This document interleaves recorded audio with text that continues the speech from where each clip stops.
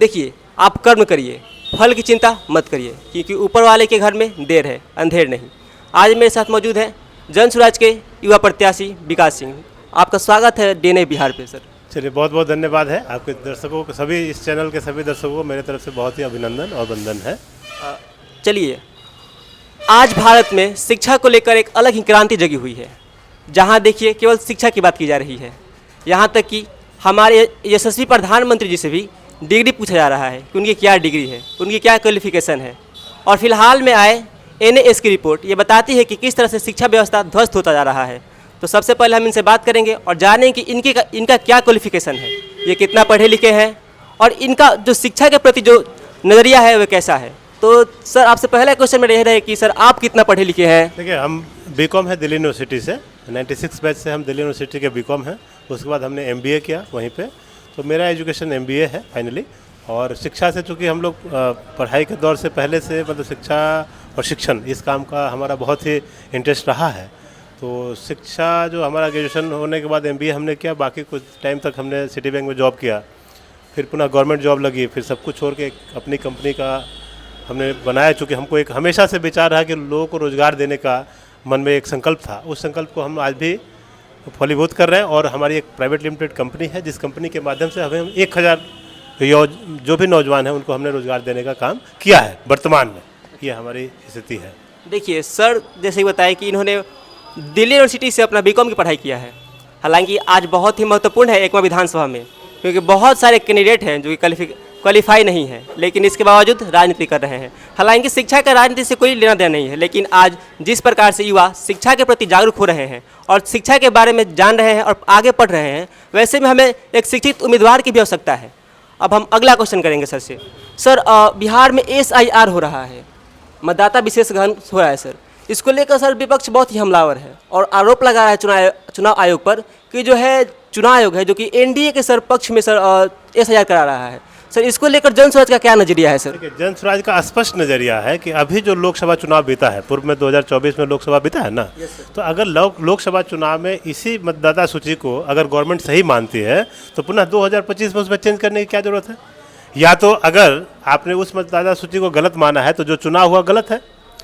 चुनाव आयोग के हिसाब से जो चुनाव आपने कराया, अगर उस मतदाता सूची के हिसाब से आपकी अगर लगता है कि नहीं भाई वो गलत है, उसमें कुछ चेंज होना चाहिए, तो फिर MP भी चेंज होना चाहिए, बिल्कुल सर, चुनाव रद्द होना चाहिए और पुनः उन लोगों को भी चुनाव में आ जाना चाहिए। आके देख लीजिए। तो ये कंसर्न क्या है कि लोग मतलब जो भी NDA के लोग हैं, कहीं ना कहीं हम ऑटोनोमस बॉडी को कभी भी, आप चूँकि पत्रकारिता करते हैं, ये चौथा स्तंभ है, इसको चौथा स्तंभ माना जाता है, तो न्यूट्रली पत्रकारिता होनी चाहिए। प्लस जो आपके जो भी ऑटोनोमस बॉडी है जैसे कि चुनाव आयोग है, इसको किसी भी सरकार के दबाव में आके काम नहीं करना चाहिए। हम लोग का एक ही कंसर्न है कि भैया आप न्यूट्रल बॉडी है, ऑटोनोमस बॉडी है, तो आप वो काम करें जो सबके हित में हो। किसी का नाम काट देना ये कहीं से उचित नहीं। तो हम लोग इसके लिए बाकायदा उचित फोरम के हिसाब से, उचित माध्यम से हमने कंप्लेन दर्ज कराया है और हमको लगता है कि इसकी सुनवाई होनी चाहिए। बाकी हम लोग कोर्ट में भी जाने के लिए तैयार हैं। सुप्रीम कोर्ट में से इस पर सुप्रीम कोर्ट में इन प्रोसेस है सुप्रीम कोर्ट का मामला, और कोर्ट क्या निर्णय करता है उसके हम लोग इंतजार में है। उसके बाद अगर नहीं होगा तो फिर हम लोग आंदोलन करेंगे इसके लिए। सर, एक जो हमारे सीमांचल के जो लोग हैं सर, उनका सर शिकायत रहता है कि सर आज जो महीना चल रहा है सर, इस महीने में बाढ़ आता है सर, और बाढ़ आने के कारण जितने भी कागज़ जो मांगे जा रहे हैं उनके पास मौजूद नहीं है। और सर बाढ़ सर इतना क्षति पहुंच रहा है वहाँ के लोगों को कि वो कागज़ मुहैया नहीं करा पा रहे हैं सर। तो इसको लेकर आपका क्या नजर है सर? क्या जो SIR हो रहा है सर, उनको कुछ राहत मिलना चाहिए? देखिए, उस इलाके प्रॉपर सीमांचल के इलाकों के जो लोग भी हैं, सरकार से हम लोग की गुजारिश रही है कि भाई कुछ एक ऐसा एविडेंस आपको अपने हिसाब से, गवर्नमेंट के डाटा के हिसाब से, कुछ आपके पास अगर डाटा है, मान लीजिए कि हमारा कोई डाटा गुम हो जाता है, बट मेरा कोई डाटा गवर्नमेंट के पास होगा, किसी माध्यम से होगा, किसी विभाग के पास होगा, तो उस विभाग के हिसाब से आप उस डाटा को कलेक्ट करा के उसको अप्रूवल दें। दूसरा, ये जो सबसे ज़्यादा शर्मनाक स्थिति है बिहार में, हम आपको बताना चाह रहे हैं कि भाई बिहार, आधा बिहार हमारा कोसी प्रक्षेत्र जो है, हर बार उत्तर बिहार और दक्षिण बिहार से, उत्तर बिहार का 2 पार्ट है। एक पार्ट है जो बिहार में हर साल फ्लडेड होने के बलते दह जाता है, उसमें हम लोग विस्थापित हो जाते हैं, पुनः बर्बाद हो जाते हैं। एक साल तिनका जोड़ के हम एक झोपड़ी बनाते हैं और एक बार बाढ़ का पानी आता है, हमको फिर से पुनः बर्बाद कर देता है। चूँकि हमको अपनी मिट्टी से लगाव, तो हम अपनी मिट्टी को छोड़ नहीं पाते हैं। लेकिन हमें शर्म आता है, यहाँ के जो माननीय लोग हैं, पूर्व के जो सरकार रही, 30-35 वर्षों की जो सरकार रही है, 15 साल आपने जो राजनीतिक काल बीता उसमें आरजेडी की सरकार रही और पुनः 20 वर्षों से अभी एनडीए की 5 से सर उसी की सरकार है सर। तो एनडीए की सरकार 20 साल से। अब माननीय नीतीश कुमार जी सिविल इंजीनियर हैं यस सर। और मुझे ये कहते हुए आश्चर्य होता है कि भाई बाढ़ को रोकने का एक अगर डैम का निर्माण कर दिया जाए जिसमें दो चीज़ होगा, एक तो डैम जब बनेगा तो हमको पनबिजली की भी सुविधा हो जाएगी, क्योंकि थर्मल पावर प्लांट देश में बहुत ज़्यादा अप्रूवल नहीं मिला एनजीटी की वजह से। तो एनजीटी ये कहता है कि हमको कोल पे, चूँकि कोल एक नेचुरल रिसोर्स है तो उसको बहुत ज़्यादा हम यूटिलाइज करेंगे तो ख़त्म हो जाएगा, तो पनबिजली की जो व्यवस्था हो सकती है, एक डैम बना दिया जाए। अगर ये डैम इंदिरा जी के टाइम में, पूर्व के टाइम में सबसे बड़ा डैम यहाँ रिहंद में बना हुआ है, आपने देखा होगा, तो कांग्रेस के टाइम डैम बना, अभी इतनी टेक्नोलॉजी फास्ट हो गई है तो एक डैम हम लोग यहाँ बना देते तो टोटल पानी को रोक के उस पानी से बिजली की भी सुविधा हो जाती, प्लस जो डैम का पानी होता है उस इलाके से जो पानी जहाँ पे सूखा पड़ जाता है आधा बिहार, उसको हम पानी पहुँचाने का भी काम कर देते। तो ये तो गवर्नमेंट काम करेगी, ये तो गवर्नमेंट के पास है और ये विजन हम लोगों के पास अभी भी नज़रिया आता है, चूँकि हम लोग देश के आधे स्टेट में काम करके देखे हैं।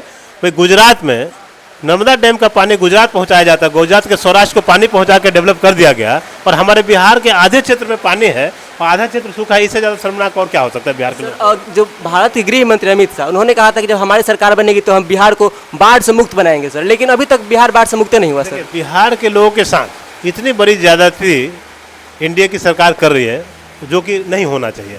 कारण क्या है कि हम लोग पूर्व में सरकार को बनाने में हमारा पूरा योगदान है, 40 में 39 सांसद बिहार के लोगों ने उनको जिता के भेजा और हमेशा कहा कि बिहार को हम डेवलप करेंगे, और बिहार में केवल एक चीज़ डेवलप हुआ है और सभी सरकार मिलजुल के एक ही काम करते हैं कि यहाँ पे लेबर, जिसको मजदूर कह सकते हैं, लेबर फैक्ट्री बना दिया गया है बिहार को। एक फैक्ट्री है, यहाँ पे मजदूर को प्रोडक्ट करना है, वो भी अनस्किल्ड मजदूर। देखिए स्किल डेवलप नहीं करना है, अनस्किल्ड का ठप्पा लगा के बिहार से बल्क में यहाँ से भर के लेके जाना है और देश के हर एक हिस्सों में पहुँचा के। और हमारे यहाँ के जो नेता हैं, हम आप गौर करिएगा, कभी कभी बयान आया होगा, वर्तमान सरकार में जो लोग हैं वो गर्व से कभी कभी कहते हुए सुने गए हैं कि भाई हमारे बिहार के मजदूर अगर बाहर में काम नहीं करेंगे तो देश की अर्थव्यवस्था डूब जाएगी। भैया डूब मरना चाहिए आपको, आप जैसे नेता जो बिहार के लोगों के साथ, बिहार के बच्चों के साथ ये कहेंगे कि वो मजदूर हैं, आपको गर्वान्वित महसूस जो होता है वो आपको शर्म से डूबने की बात है। और आज देश के हर स्टेट में, अलग अलग स्टेट में, जहाँ बिहार को बिहारी होकर गाली सुनने का जो काम होता है, उस चीज़ को इतना पैनिक रहता है, जिसकी वजह से हम लोग सब कुछ छोड़ छाड़ के बिहार परिवर्तन के लिए प्रशांत जी के नेतृत्व में हम लोग काम करने आए हैं। और हमको लगता है कि ये जितनी सारी चीज़ें, उस सब चीज़ों पे हमारा एक ब्लूप्रिंट, हमारी पार्टी का ब्लूप्रिंट तैयार है, उस पर हम लोग काम करेंगे। और सर एक नीतीश कुमार जी के द्वारा एक योजना चलाई गई थी sir, Bihar student credit card sir. ये योजना उन छात्रों को लाभ मिलता है जो छात्र 12th करने के बाद अदर स्टेट में पढ़ाई के लिए सर भटकते हैं सर, उन्हें बहुत ही मदद मिलती है सर।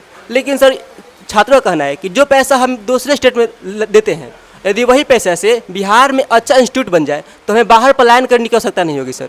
इस पर आपका क्या स्टैंड है सर? इस विषय पे हम अभी कल भी एक बयान, एक जगह प्रभात खबर का एक चैनल चल रहा था, उसमें हमने ये बयान दिया। कल भी बात हमारी हो रही थी लोगों के बीच, हमारे स्टूडेंट लोग भी थे। मेरा कहना है कि भाई बड़ी इंडस्ट्री लगाने के लिए आपको बहुत सारे अप्रूवल की ज़रूरत है, बट यहाँ कुछ बड़े से स्कूल कॉलेज खोलने में बहुत अप्रूवल की ज़रूरत नहीं रहती है।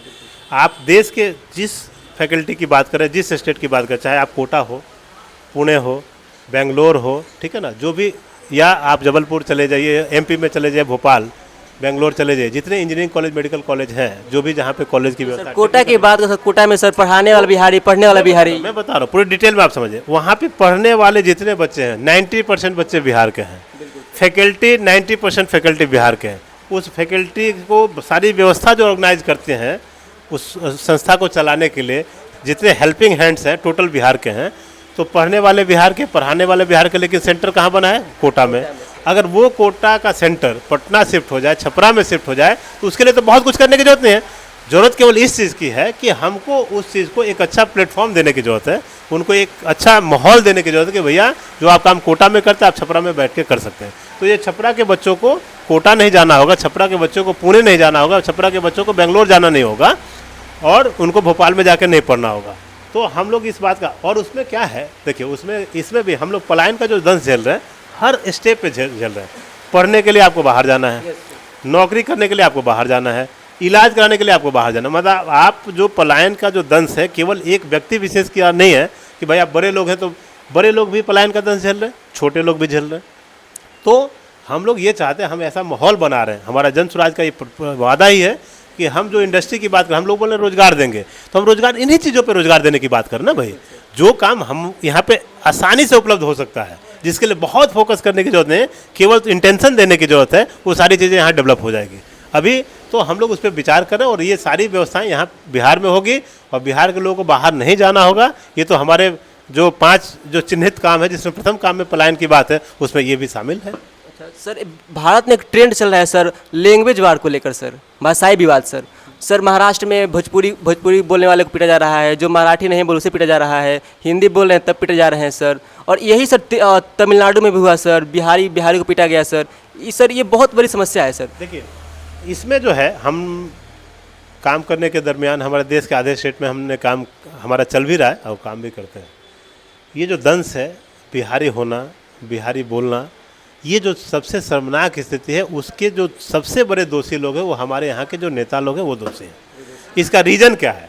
देखिए, उसको पता है, जो बोल रहा है उसको ये पता है कि भैया हम महाराष्ट्र में इसको गाली देंगे तो ये लोग यहाँ से उठ के बैग उठाएगा तो चेन्नई चला जाएगा। चेन्नई वाला गाली देगा तो उसको पता है कि चेन्नई से गालेंगे तो ये दिल्ली चला जाएगा। दिल्ली वाला अगर कुछ बोलता है तो ये लोग मुंबई चले जाएंगे। क्यों? क्योंकि बिहार में इनको जाने के बाद इनके पास कोई रोजी रोजगार की व्यवस्था बिहार के लोग नहीं करते हैं। और इसका जो रीज़न एक है, बड़ा रीज़न, देखिए किसी भी चीज़ का आपको ग्रास रूट पे जाना होगा। ग्रास रूट ये कहता है जब तक आपको मान सम्मान, आपके घर में मान सम्मान नहीं मिलेगा, आपको बाहर में मान सम्मान नहीं मिलेगा।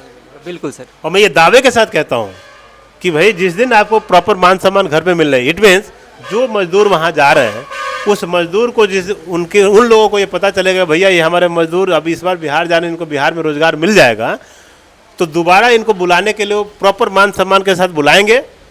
आज भी मैं कहता हूँ कि जिसको गाली दे रहे हैं उस जगह के सबसे बड़े पद पे बैठे बिहार के लोग हैं।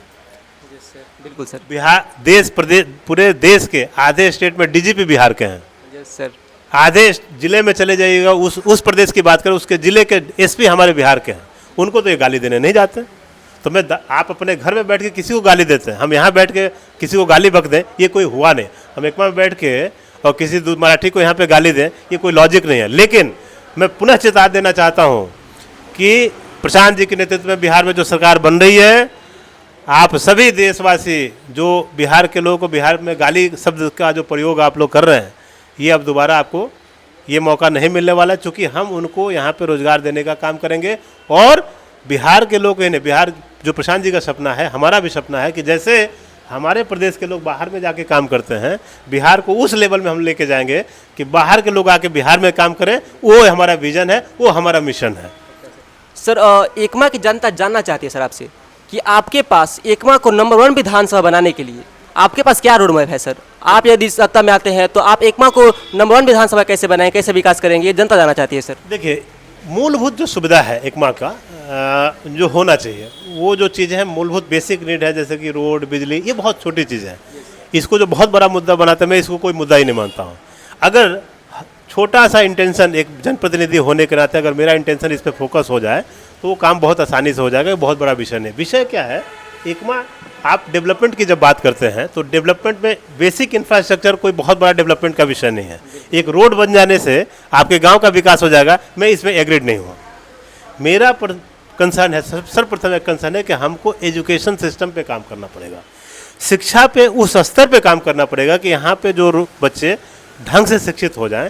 शिक्षित होने का परिणाम ये होगा कि आप हर क्षेत्र में, जिस क्षेत्र में जाएंगे उस क्षेत्र में आपको मदद मिलेगी, है ना। उसमें मेरे पास जो हम लोग तैयारी करेंगे, भैया यहाँ पे एक टेक्निकल डिग्री की व्यवस्था है। डिग्री कॉलेज हो जाने से आपका सुधार होना बहुत लाजमी नहीं है, लेकिन टेक्निकल डिग्री की व्यवस्था यहाँ एकमा में हो। तो इसके लिए हमारा पहला रहेगा कि हम आने वाले समय में, जैसे हमारी सरकार बोले कि हम शिक्षा के स्तर पे जो काम करेंगे तो पूरे बिहार में काम करेंगे, उसका फुल इम्प्लीमेंट एकमा में भी होगा। प्लस हमारा डिमांड रहेगा कि हम सर्वप्रथम यहाँ पे डिग्री कॉलेज की व्यवस्था का निर्माण करेंगे, टेक्निकल डिग्री यहाँ पे बच्चों को मिले। बाकी एक डेवलपमेंट के लिए बच्चों को खेल जो मैदान है, खेल का मैदान, अभी बच्चे कहीं खेत में खेलते हैं, कहीं चौक पे खेलते हैं, उनको खेलने का ग्राउंड नहीं है। हर पंचायत स्तर पे बच्चों के खेल की सुविधा हम लोग उपलब्ध कराने का मेरा एक विज़न है कि हर पंचायत स्तर पे खेल का ग्राउंड बने। हर प्रखंड में स्टेडियम का निर्माण हो, इंडोर स्टेडियम, आउटडोर स्टेडियम, ताकि बड़े प्लेटफॉर्म इनको मिले बच्चों को, चूँकि खेल की प्रतिभा बिहार में बहुत है। देखिए सब लोग पढ़ के ही कुछ आगे बढ़ेंगे नहीं, कंसर्न ये है कि उसको उसके मन मुताबिक प्लेटफॉर्म मिले। वही खेलेगा इंडिया तो जीतेगा इंडिया, एक बहुत बड़ा स्लोगन, लोग केवल स्लोगन देने से काम नहीं होगा। शिक्षा और स्वास्थ्य पे, देश की आज़ादी के 78 वर्षों से शिक्षा और स्वास्थ्य पे लोग काम कर ही रहे हैं, इस पर बयान लोग दे रहे हैं कि गरीबी हटा देंगे। आज बिहार सबसे निचले पैदान पे हम लोग हैं, तो हम लोग खेलने के लिए व्यवस्था कराएंगे। दूसरा जो सबसे बड़ा बिहार में जो दंश पूरा बिहार झेल रहा है, उसमें एकमा भी झेल रहा है कि भाई यहाँ पे जो भ्रष्टाचार का मुद्दा है, चाहे आप प्रखंड कार्यालय चले जाइए, किसी कार्यालय में चले जाइए, सरकारी कार्यालय में बिना घूस का कोई काम आपका नहीं होता है। तो हमारी सरकार आएगी तो जीरो टॉलरेंस नीति पे हम लोग काम करें कि भ्रष्टाचार, चूँकि भ्रष्टाचार केवल नीचे से शुरू नहीं होता, टॉप टू बॉटम आता है या बॉटम टू टॉप जाता है। तो टॉप में हम अगर स्टिक कर देंगे तो बॉटम में ऑटोमेटिक वो सारी चीज़ें सुधर जाएगी। तो ये 3 मूल मंत्र रहेगा, एजुकेशन सिस्टम, खेल पे फोकस रहेगा, तीसरा भ्रष्टाचार खत्म करेंगे, बाकी जो चीज़ें हैं ऑटोमेटिक सुधार हो जाएगी। तो उसके लिए भी हम लोग और बहुत सारा डिटेल ब्लूप्रिंट है, वो मैं डाटा दूंगा, आप उस डाटा को पढ़ सकते हैं। आपको लगता है कि हाँ भाई एकमा के लिए, चूँकि हम एकमा में केवल चुनाव लड़ने नहीं आए, एकमा से हमको नेता बनने का कोई शौक नहीं, हम एकमा का बेटा बन के और एकमा की सेवा करें। एकमा हमारा 243 विधानसभा में सबसे उच्च स्तर पे एकमा का नाम हो, एकमा एक अलग पहचान बनाए, ये मेरी कामना है। और उसके लिए मैं दिलो जान से, तन मन धन सब कुछ समर्पित करके एकमा के लोगों के लिए, एकमा के बीच में, एकमा की जनता के पे हम निवेदन कर रहे हैं कि इस बार आप हमको मौका दीजिए, पुनः हम एकमा को एक अलग पहचान बनाने का काम करेंगे।